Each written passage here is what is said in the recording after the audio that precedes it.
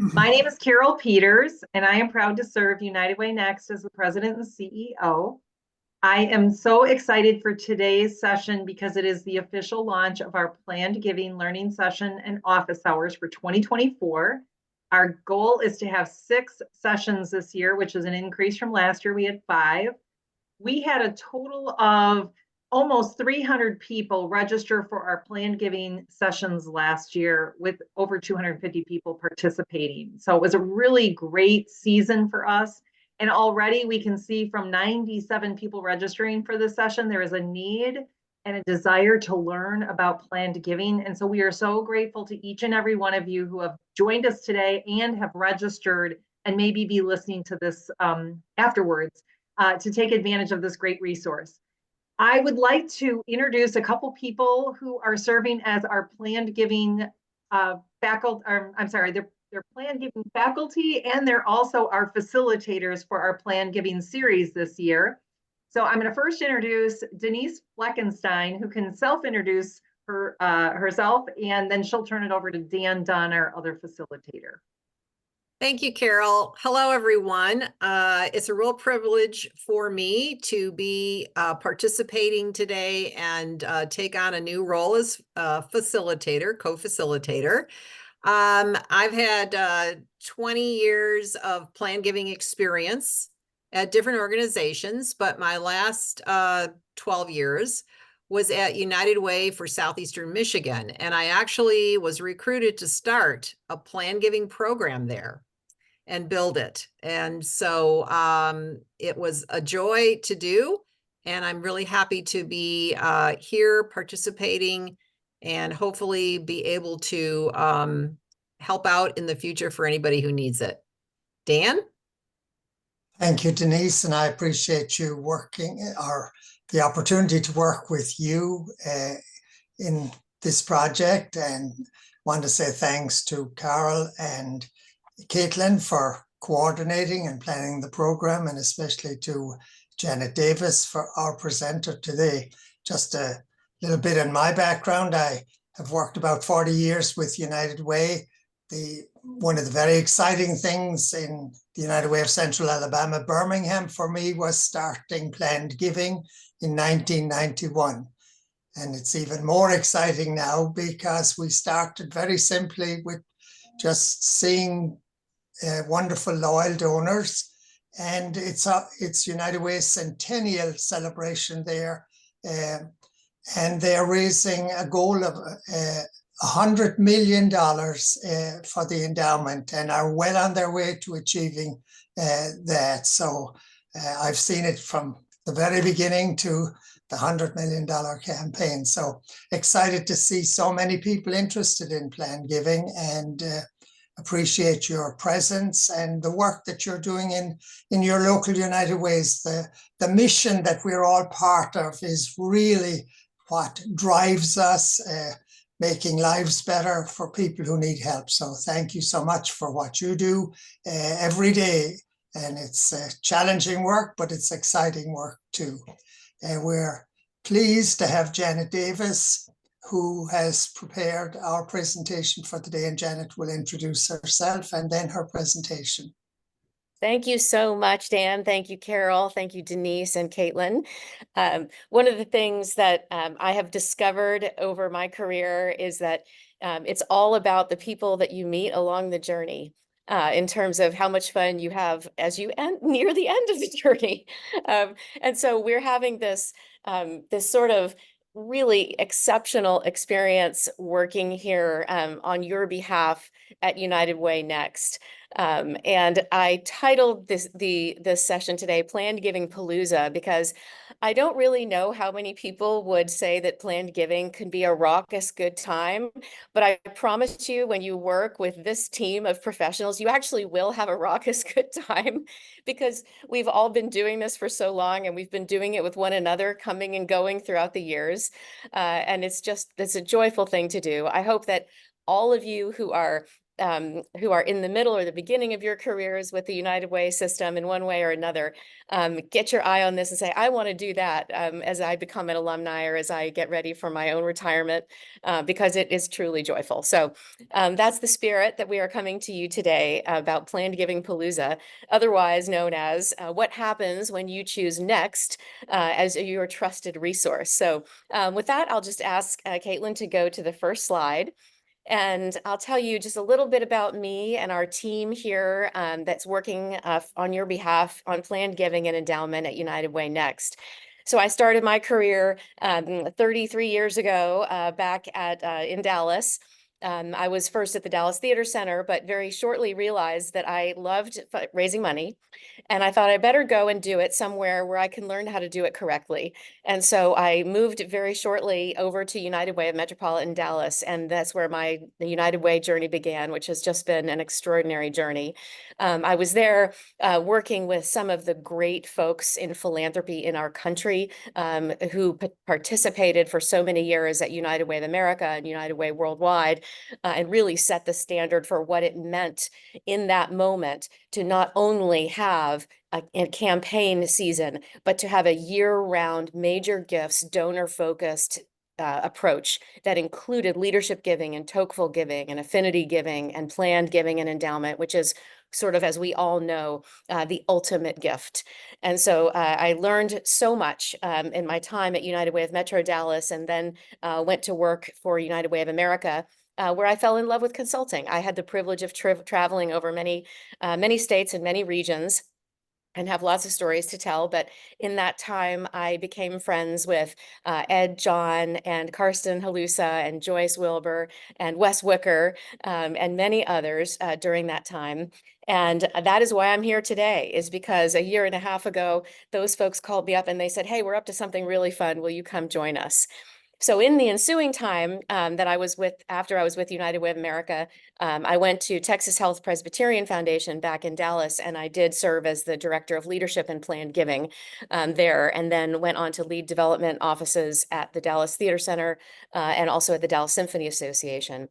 And fortunately, I was able to have a consulting practice that my husband and I started 17 years ago called Clarkson Davis, and we're still doing that today. We currently live in Rye, New Hampshire. We've got some kids and some dogs, and we have a lot of fun living on the coast of New England.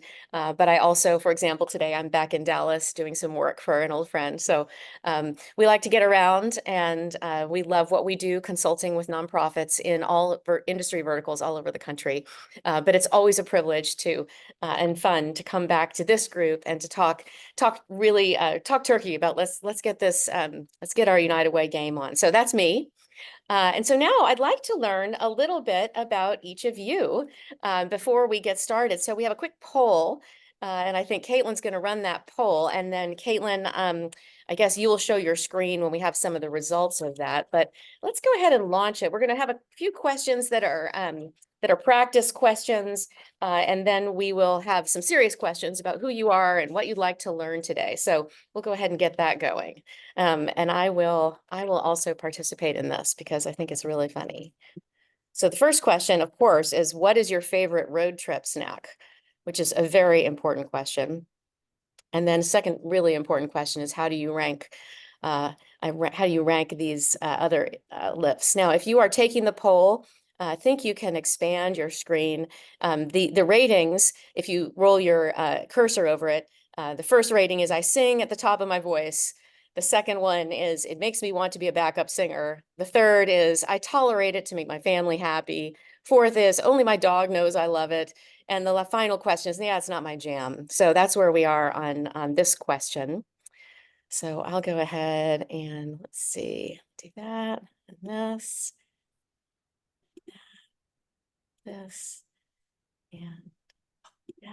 And then next question, what's your primary role with your organization? So we can get a sense of that. So Caitlin, how are we doing on those coming in? They taking a little bit, or they coming on in?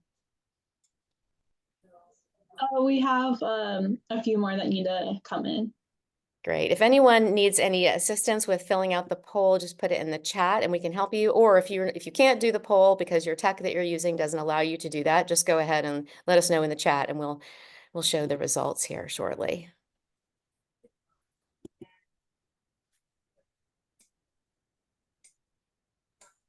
In the meantime, I'll share a funny planned giving story. I had a colleague at the Dallas Symphony Orchestra, and she was really skilled in donor relations. And she was the kind of person who made planned giving possible at the Dallas Symphony because she was the person who handled the major gifts program for many, many years. And she really didn't like to ask for money, but she was really, really good at taking care of people and making sure they had their parking and their tickets, and all of the team, the major gifts team and the planned giving team just adored her. And she went on a call once because we had a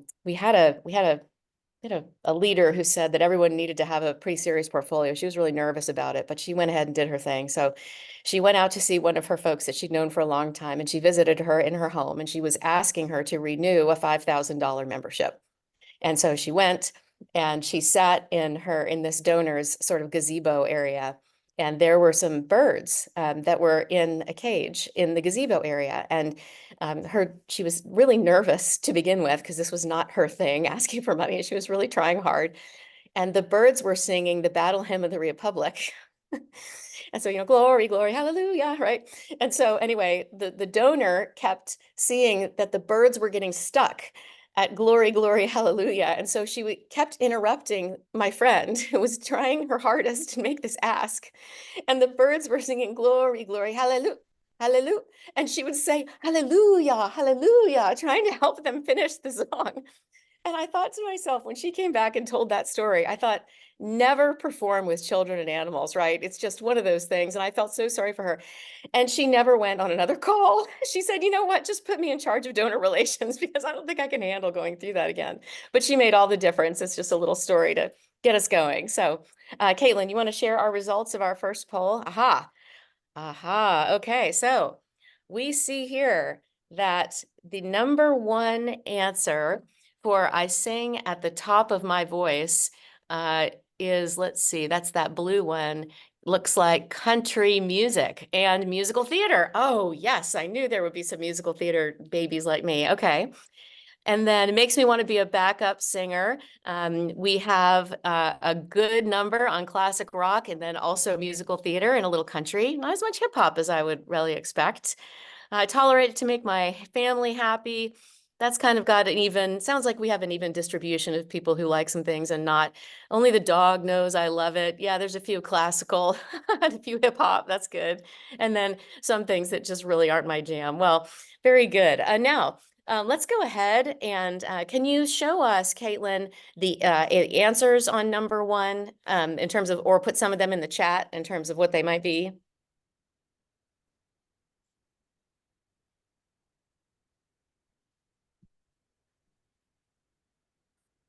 If we have some of those. Let's see. Caitlin, you're on mute.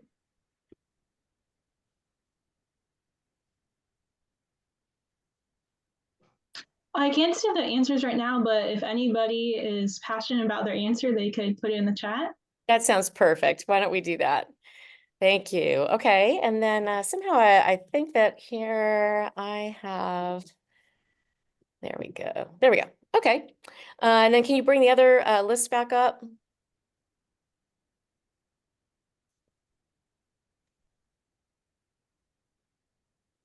Oh, there we go. Pretzels and licorice. Very good. We're just practicing a little here. Here we go. Okay.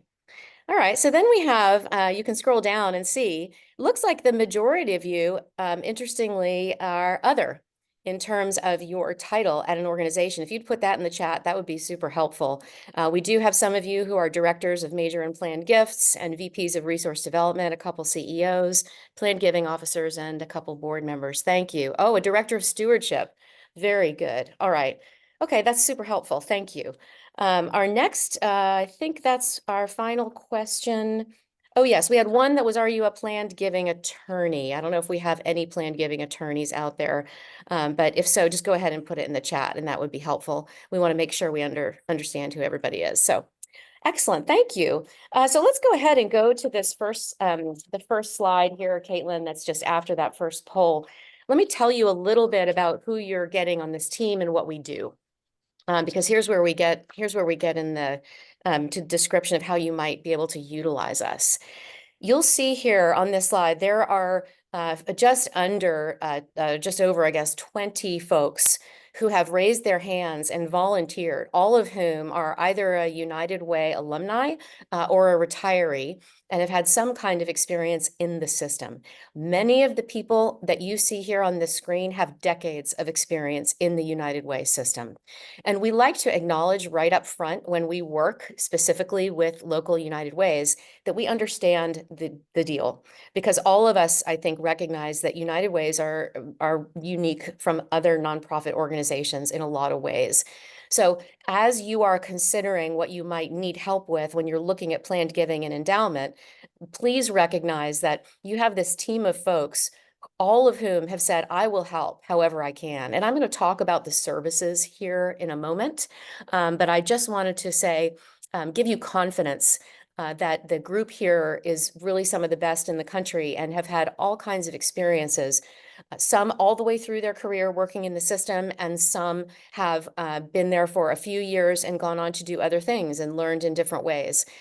We like to, when we work together, put together teams for those of us who are available. Some of us are fully retired, others are not.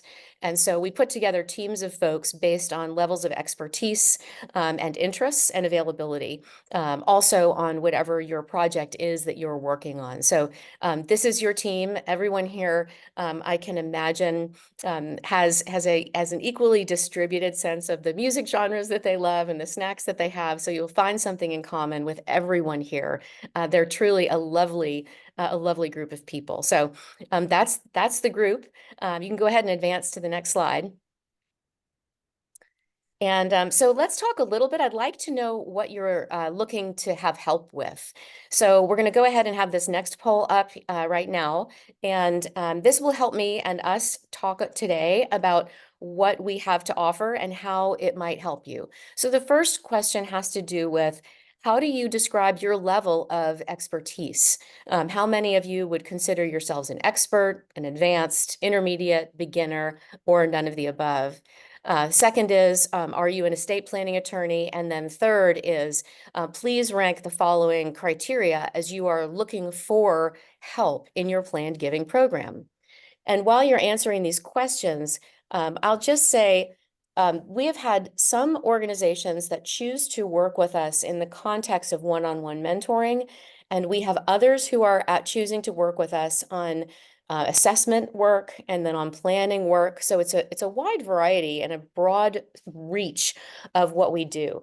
What's important about this is that for those of you who might be an industry expert, you might just be looking for an extra set of hands. You've been hired, as we heard a minute ago from Denise, like you've been hired, you're a veteran, and you want to, what you need. You need a planned giving firm to do an assessment on a feasibility study for a campaign, but you just need an extra set of hands. Or you might be someone who says, I think I don't even have the vocabulary for planned giving and endowment, and I'd like to have kind of an intro and an understanding and someone to walk with me on the journey as I get this program started or as I start out as a planned giving associate. So that's important to us. As you are looking for the criteria, we know that as you sit down and you say, you know what, I need some help, or I'm looking for expertise, we are also very interested in, does cost matter to you? The familiarity, as I mentioned, with the United Way system, does that important to you? What is your expertise working with boards of directors, right? You might need a firm or a company or some assistance, asking people that you can trust with your board and with your long-term donors. And if this group is going to have any kind of interaction with your donors, you want to make sure there's experience there. And then you might really just need a mentor who has a lot of technical estate planning knowledge in terms of the difference between a CRUT and a CRET. And how is it good? Why is it good to give a life insurance policy? Why is it good to make a distribution from an IRA? And to what end? And do all planned gifts or deferred gifts land in endowments? Is that true or not true? And how does that work? What kind of legal documentation might you need? Do you want to take a gift of real estate? And if so, what kind of a gift of real estate? There are many technical parts of this work. And you might say, that's me, I need that kind of help. And then finally, why are you even asking for this help? Are you in a place where United Way leadership is looking around and saying, you know, we really need to pursue long-term financial sustainability. Our campaign dollars are going down. We are seeing our Tocqueville membership be stagnant. Or there are folks who are saying, you know, they're taking their money down the street to a community foundation. So what is causing you to log on today and say, you know what, we need to know how to fund specific projects in perpetuity. We need to honor our strategic plan. In the last strategic plan process that we did, we showed that we would have a planned giving and endowment effort, or our board has given us this challenge. So let's go ahead now and go over to the results of the poll there, Caitlin, and see where we are. Okay, so we have just over, I guess, 74% are either beginning or intermediate, and then some have none. We have 9% industry experts and 4% advanced. Okay, that is very helpful. Any of you who consider yourselves advanced or as an industry expert, please don't hesitate to add to the chat if you hear something that you would love to either contribute or think that you have an opinion on. Don't hesitate to do that, please. It looks like we don't have any estate planning attorneys at this time, and it may be on the other answer. And then ranking the needs. It looks like very important. The highest very important is technical estate planning knowledge. The second most important is familiarity with the United Way system. And then third is the cost. Okay, that's very helpful. And then what are the primary drivers? It looks like 96% of you are wanting to set up endowments and try to sustain the organization. That's high. By the way, this was a multiple choice question. It was a checkbox question, not a ranking. Then 43% of you would like to fund some projects in perpetuity, and it's in your plan. And then very few saying to keep up with our competitors. So it sounds to me like the majority of you are looking for technical expertise to help you sort out how do we meet this moment in philanthropy, which is it's becoming more and more important to have some financial tools other than an annual campaign coming on, so you can plan, so you can grow. I think all of us would know, all of us would agree, we cannot grow our organizations out of income. We have to have other assets to do that. And setting up an endowment and setting up a vehicle and the conversation and relationships through which your donors can make that long-term gift in perpetuity is a really critical tool in that toolbox. So go ahead. Let's go ahead now that we know a little bit about you over to our next slide. And let me share something about what we do. And we all of us on that slide got together several times, and we've been working together for almost 2 years now. I think we're coming up on 2 years in the fall. And we've just had, as I mentioned, a really entertaining time doing that. And it's been wonderful to be creative together.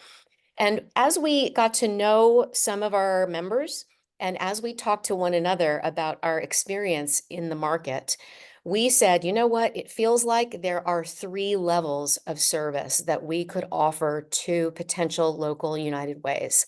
The first is one-on-one mentoring. And the one-on-one mentoring, and I should have said on the call, we have some of our team members here today. Of course, Dan and Wes and Ned are 3 that I saw jumping on. And I know that several of those folks have done the mentoring piece, which is an opportunity for you to reach out to Carol and to say, you know, I think I have my head around this. I think I have some ideas, but boy, I could use a phone a friend situation where I can call someone and say, hey, Janet, this idea came across at our last board meeting. What do you think? And they're wanting to launch it tomorrow. And, they're wanting to set a $20 million endowment campaign target. What do you think? Right. And just sort of help talk through process, talk through questions and appreciative inquiry you might use with your board or with your leaders to say, this is what we're up to and why it could possibly work. Also, the one-on-one mentoring, I know has been very helpful, even just to navigate what it feels like to almost be kind of an unusual species on the planet, in the United Way system. Some local United Ways, this is their first entry into this work. And for those of us who are experienced, it might feel like, wow, okay, that seems like it's been a while, but it's still truth that planned giving in some markets and some locations is still something that's pretty new. And so we can help you work through what that feels like to be at a staff meeting and to say, okay, I've got to sit here and wait until campaign season is over before I can start to do my work, right? Or how do I help a local United Way make planned giving part of the tapestry of all the work that you do? What does that even look like? And then also just asking very technical questions. Hey, I've been reading about what's happening in the government in terms of the the estate tax. Should that impact my thinking and my work? How do I make sure that our donors know that we would prefer to and must include a financial advisor or their legal advisor in our conversations, that that is not something that we would offer to them in terms of legal advice. So there are many topics that we can cover. I would ask Dan or Wes or Denise or any of you who are on the call, if there are any topics from mentoring that I did not mention that you'd like to refer to. Janet, I've worked with a number of staff who are new to United Way. They may know plan giving and resource development, but are trying to understand the culture and then how they can navigate through the United Way system. So that's been mostly the type of questions I get from the people I've worked with. Very good. Wes or Ned, any comments on that area from you or Denise? I would say that my conversation has been around how it can become overwhelming, particularly in smaller United Ways. And so then how do we make that manageable and move forward? Yeah. Good. My questions have revolved around getting the CEO on board, because if the CEO isn't on board, it's not going to work. And the second thing is making the board of trustees or directors understand why planned giving and endowment is so important. Yeah. And any of you, I don't see Wes, I can't see you on my thing, but I didn't know if you had any addition to that, but let's see. I'll ask the question then, of the three of you, how many sessions do you usually have? Do you set them up monthly, or how is that schedule gone for you so far? Janet, it depends on who I am working with and what the person's needs are. I'm working with someone now that every 2 weeks we have a session. I've worked with people that just monthly we have a session. And I'm flexible to meet their needs and their schedule and so forth. Many of the people that I'm working with, some of them are just trying to get it off the ground, and we just work on very basic things. And an emphasis that I ask people to think about and work on is how to use volunteers successfully in planned giving. Many communities use volunteers in the annual campaign, but I've seen it work wonderfully well in the community that I was involved with, of engaging volunteers, and the multiplier and the magnifier that comes through having volunteers involved. Really exciting to see what they can do. Very good. Thank you. Ned or Denise, any thoughts on the frequency of those conversations? Can be one, can be otherwise. I would just have to say, whatever the individual needs, I'm pretty flexible to work that out. So, could be all over the place, right? Yeah, Depending on what their needs are. very good. Yeah, I agree with Denise. Sometimes it's one or two calls and sometimes it's more frequent. Great. I think any of us who has had the privilege of working with an executive coach or a mentor knows that indeed sometimes it's sort of in the moment, and then sometimes it's a couple months and you have a question. It's a short question, but what I hope you all take away from this is that our mentors are trained and they're here at your service at your convenience. And it's very important to us that you know that because we do understand the system, we understand all the challenges of scheduling, et cetera. And so we're here to help you, whatever that looks like. Then tell me about, I guess, well, I'll say, let me take you on to the next session, which is online resource navigation. So imagine that you have had a couple mentoring sessions, or maybe not, maybe you are not in need of those. And you say, I wonder what's out there. I'm kind of new to the United Way system. Boy, it sure seems like an organization like United Way Worldwide would have a lot of online resources. And then you start Googling around and you discover this United Way Next phenomenon. And you say, wow, I wonder what the difference is between United Way Next and United Way Worldwide, and how do those things go together? And I would tell you that we go together hand in hand. And even so, the world of technology is often not perfect. And so we have tried very hard to streamline the online resources pertaining to topics of planned giving and endowment, and I'll say the tangential topics that sometimes come along with those.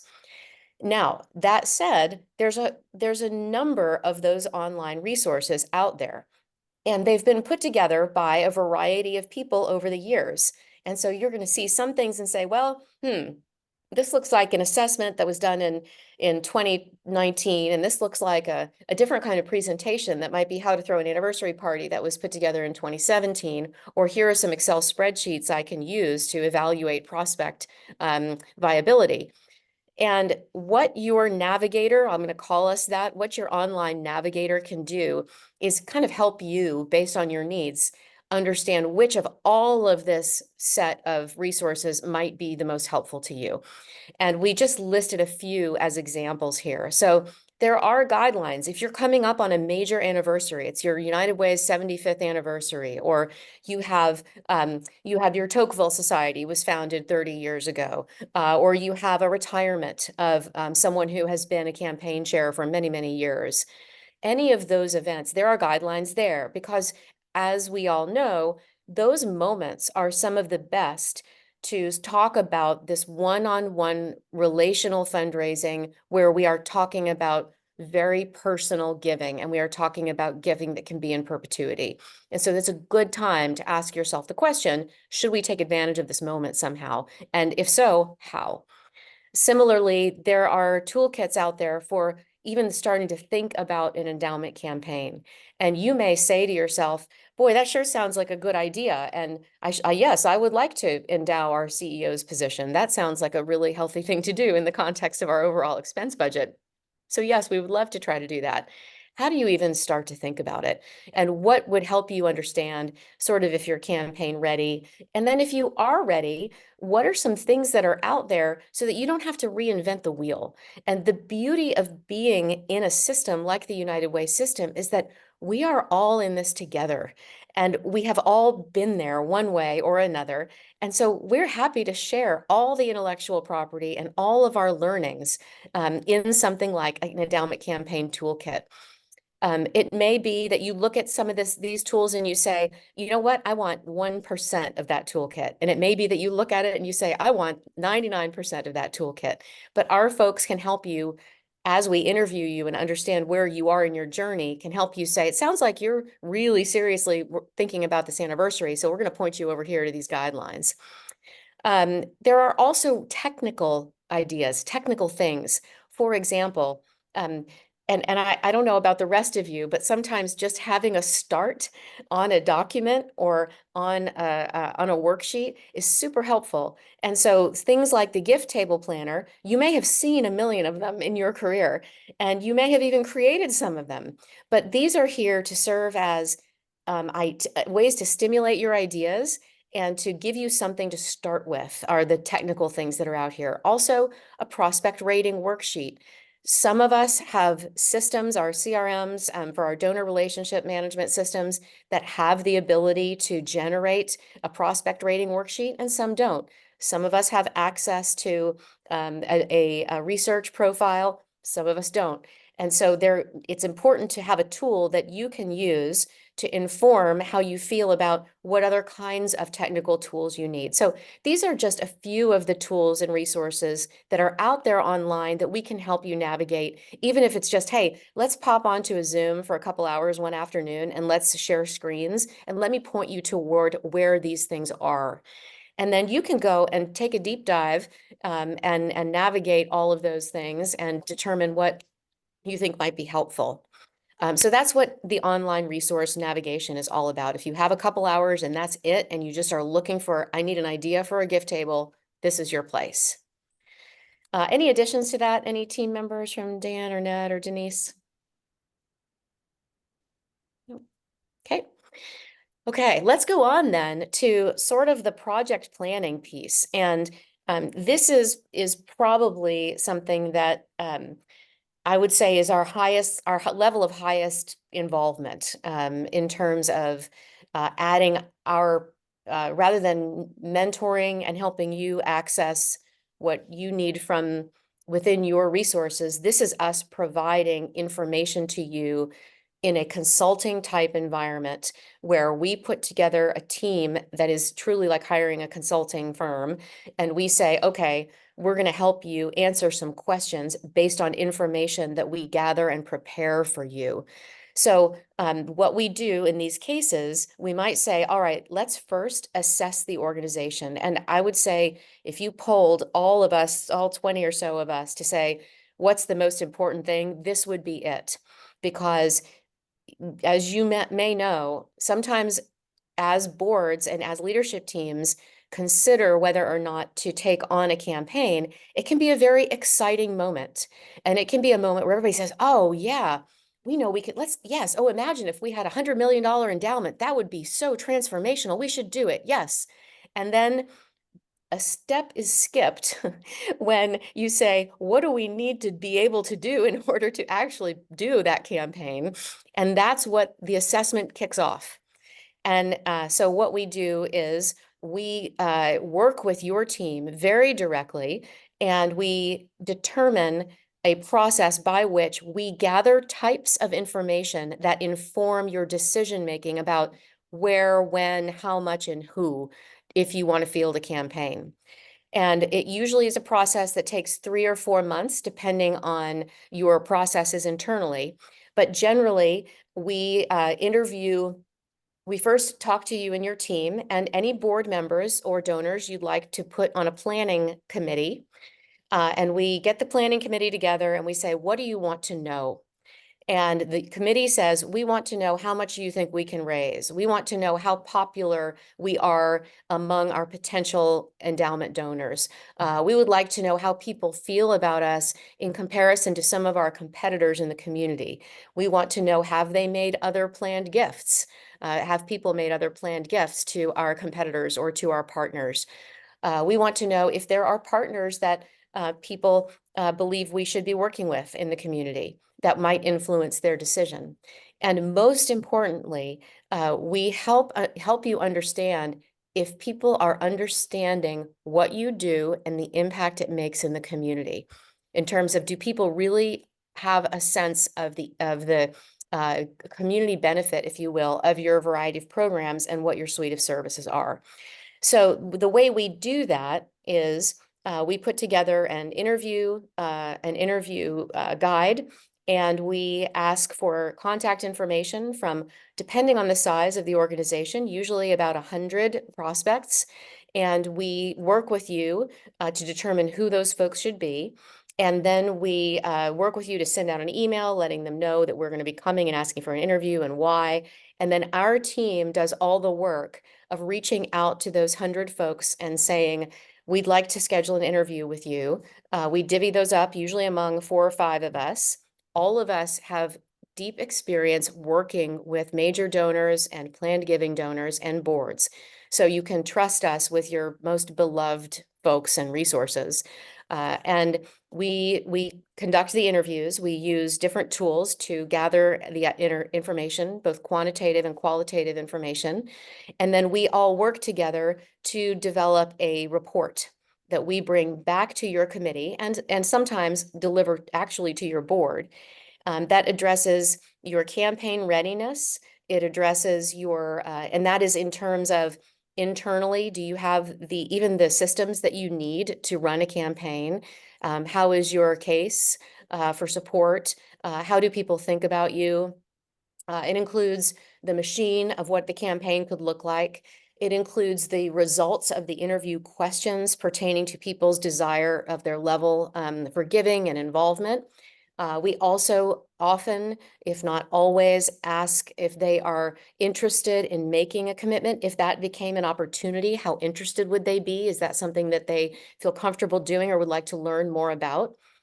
Depending on the interviewee, and we work with each of you very carefully on this. Sometimes they're close enough that we would say, you know what, you are already a member of the Giving Society, the Legacy Society at your United Way. May we ask in what range that gift has been made? If the expectancy has not been documented for that United Way, and sometimes they share it with you and sometimes they won't, and that's okay. But depending on how you all feel about that particular donor, we may or may not ask those kinds of questions. And then we ask about who else they think we should speak with and what might be other opportunities for them to get involved.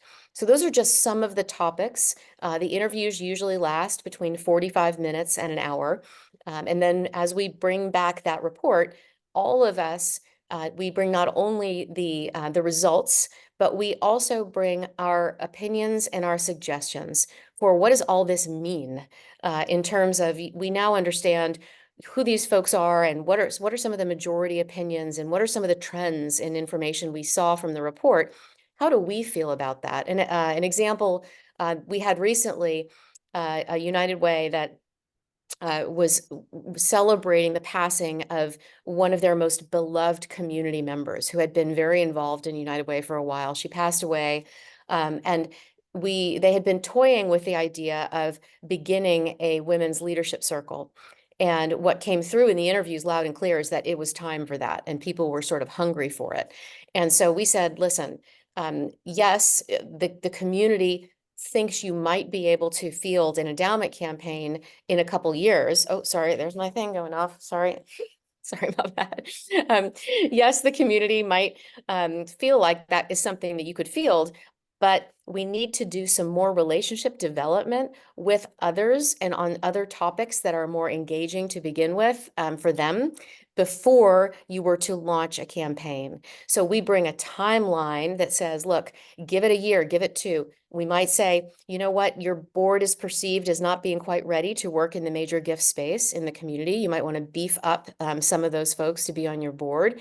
And we might hear feedback that people are concerned about certain topics that are on their mind, that they don't understand your position on those topics, or they might want to see you get involved with some more things, or they might be donors who have never participated with United Way before and they don't know you very well. And so there's an opportunity there to learn. So all of that happens in an assessment. We also, as we look forward, if we finish the assessment and the organization says, oh my gosh, yes, we have a go, and we want to start to work on developing prospect lists and case for support development and campaign management, we can work with our ability to support you on those things as well. So that's probably the most intensive effort that we have going on in terms of the level of support from United Way Next.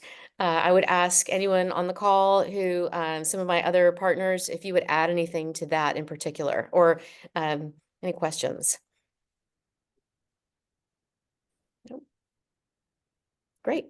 All right. So with that, let's go ahead and let's go on to the next slide. And I'd love to take some questions from the chat. But first, just a quote.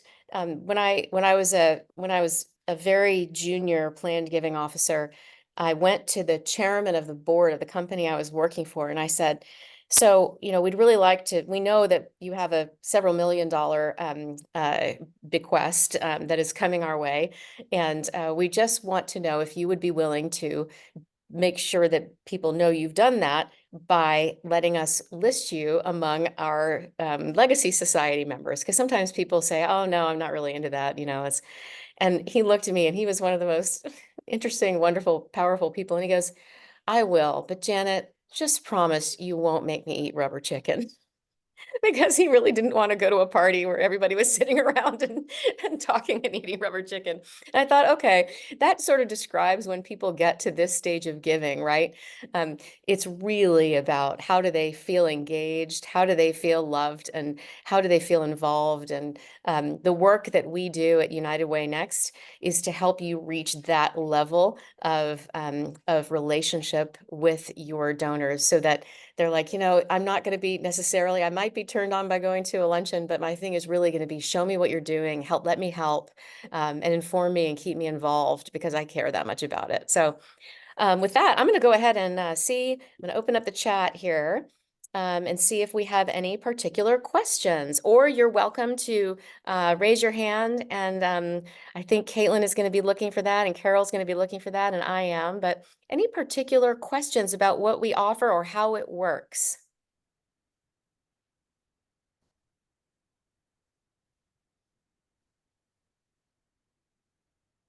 Always the moment of silence. I will just give a shout out to those of you who already emailed me with the mentor requests. I'll be in touch with all of you no later than Monday, Tuesday, since Fridays are my day off, but I just wanted to disclose that so you're not worried if I don't respond to you tonight. And I also want to just, mention to those who have requested a mentor, it is oftentimes helpful for me to have a little bit of a check-in with you to see exactly what you're looking for. And then as part of our follow-up today, Caitlin will include in the email the link to our planned giving faculty, which is actually listed on our website, that shows the pictures of all the people you saw on the first slide, but it also has the bios of those folks. And it's sometimes helpful as mentees to go and look at the list, because if in your mind you're thinking, I really want to get started with a Women United group, and I'd love to talk to somebody who's worked in that space, right? Or is a major gifts person or focused on endowment, you may see a name or two that you really read about them and say, I'd like to be introduced to that individual. And also looking across the country, you may say, I want to be close enough to someone that on occasion I could actually have a coffee with them. So those are all things to consider. Typically, most of our people are meeting by phone or virtually by Zoom. So you all know.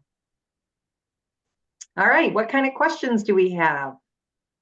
Or thoughts, even people who are experts that have any feedback from today?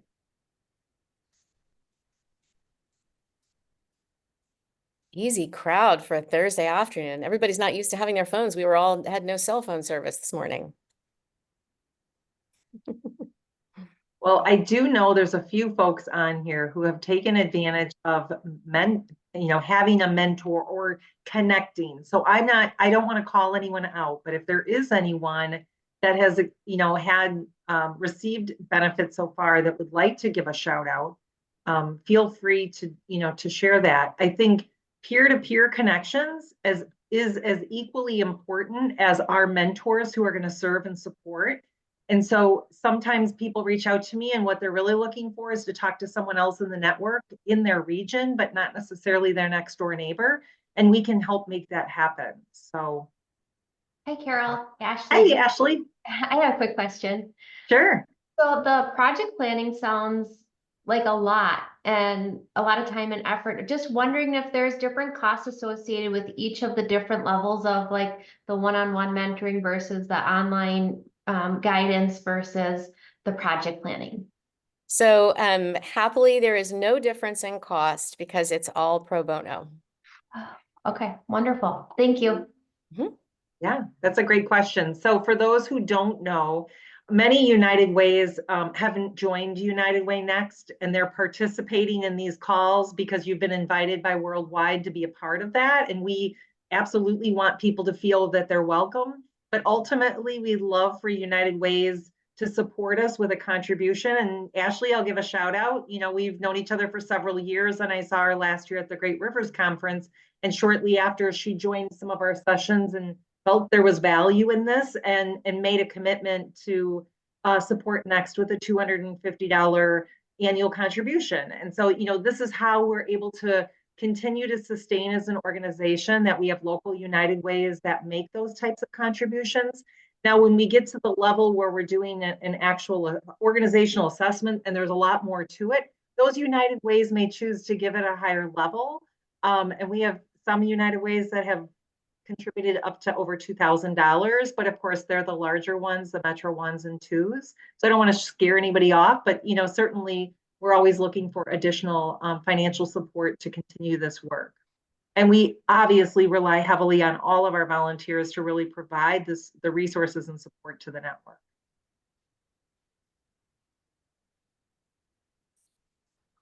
Well, I know you really didn't want to call anybody out, but you, Carol, connected me with a mentor. And I guess if anybody's thinking about doing that, my recommendation is to promise yourself to be very, very honest with them. I think that's the only way they can give you information, you know, especially if you're doing Zoom or a phone call. They don't know your organization like you do. So you have to be honest in the call and not sugarcoat what you're really looking for. Ours will be an ongoing conversation. And some of the things that seem perfectly logical as next steps, we're not ready for, but there were other pieces to it that I can do in preparation for that. So, yeah, good connection for me. And just be honest. Don't tell them what you think they want to hear. Pretend it's your doctor. That's great, Kathy. Thank you. I love that. Yeah. I see Jason Williams. You've got your hand up if you want to unmute. Thank you. Yeah, I'm actually traveling. I really appreciate this this Zoom meeting. This really helps. Our United Way here in Las Vegas, we have not started an endowment program. The other two nonprofits that I worked for have very mature endowment programs there, and we saw it during COVID. It was a great example where a lot of the fundraising revenue was down. And those nonprofits that had established endowments, they were able to pull from that to help with operating, to still be able to continue to pay, provide salaries and keep staff on, as well as continue their operations and their, towards the mission. I guess the question I have for your team, Janet, is how would we start that conversation as far as endowment with our United Way? When our leadership is more focused on the operating dollars to keep the lights on, as opposed to endowment dollars where that's an investment in the future. That's an excellent question, Jason. I think there are so many organizations right now, especially that are wishing they had. And your example of what happened during COVID is a valid example. I think there are many organizations that would say, well, let's try to explain it on a spreadsheet, right? Let's prove it up numbers wise. Let's see if we can have a graph that shows, where we are in terms of risk management and our growing costs and what's happening with annual donations, and talk about it in terms of explaining the story that way. And then there are others who are going to need to hear about it in examples. So starting that conversation with your board depends on what your culture is, what they respond to, what they're used to, how the leadership feels about it. I think it would be something that I'll ask my colleagues here in a moment to chime in. But I think you start with the board chair and you try to weigh in on what is their personal philosophy. Because if you have a board chair who is not a believer in endowment, who says, oh no, at a charity, all the money should be spent every year. We should never have anything in savings. And I've worked at those as well, right? That's going to be a really hard conversation to have unless you've got that board chair on board. I would ask my colleagues, just some of your thinking on that. Yeah, well, I totally agree, but also we need to ask our president and CEO Right. if they're not on board, which has happened to me. You know, it's not going anywhere because they're the gatekeeper to the board. I would start with that person. Yep. Good. You know, Good. Mm-hmm. see where they're at. I'm working with United Way, where the person doing plan giving is relatively new to the organization, but she has invited her CEO to be part of our next conversation. She thought we had some very good practical ideas of why we needed an endowment and ways to go about it. And she said, my CEO needs to hear from someone other than me. And so that's what she was able to schedule for the coming week. And so it can happen, and it's a step at a time. And CEOs have lots of things to focus on, but they'll learn in this process that there's ways of doing it all, you know, at some level. But getting started is so important. Any other thoughts? We're just about at time. I don't want to run over, but any other Yeah. thoughts, Ned? Or I just wanted to comment on, Aline had mentioned in the chat that the first time she heard of United Way Next was through an email from United Way Worldwide. So I just want to clarify for everyone that we work in partnership with United Way Worldwide, but we truly are a standalone 501c3. We are the former Retirees Association, rebranded to United Way Next. And what I would say is we're the Alumni Association. You know, this is where people come after they leave the United Way potentially to serve and support and still give back. But all of you as individual staff are welcome to be a member of Next, as well as your local United Way. So it's difficult for us to know if the CEOs are sharing with the United Way staff that we exist, and that if you're a member of Next as an organization, we do advertise in Global Digest. We have our own newsletter. We do a lot of emailing out, and since you've registered for the session today, many of you will begin getting communication from us. What we encourage you to do is go out to the website, look at all of our events, and register for everything that you really want to be a part of. And you're all welcome to join anytime for as many as you like at no cost. And if your United Way is a member, by all means, take advantage of it. That just reaffirms that when I reach out to your CEO and ask for their annual contribution, then I can go back and say, hey, Aline has been joining all of our sessions this year, and I'm hopeful that she's finding value. So I'm really grateful that you raised that point, just so we're aware, right? And spread the news with your friends across the network, people in your state, people in your region. If you're going to the Great Rivers Conference in Milwaukee in March, I'll be there. Come and find me. I'd love to meet with you. The first beverage is on me, whatever you choose, coffee or something else, and would just love to connect with all of you. So I know we're at time. I want to stop and just say thanks to Dan and Denise for facilitating, and especially Janet for being our guest speaker today. And Dan, if there's anything as our, for the wrap up that you want to share. Let me say thanks again, Janet, for your time and for the presentation. This doesn't happen without work, and thank you for putting in a lot of work to bring this presentation to our participants. And thank all of you for coming on this call, and we hope we'll be able to add value to your work in your local United Ways. It's so important what each one of you do in your communities. I want to say thanks to Carol and Denise and to Caitlin for your work and your participation. Hope you have a wonderful afternoon and weekend. Thank you so much. Thanks, Dan. And be sure to register for any future events. We've got another planned giving session coming up in April and one in June, and they're already out on the calendar, so you can register early.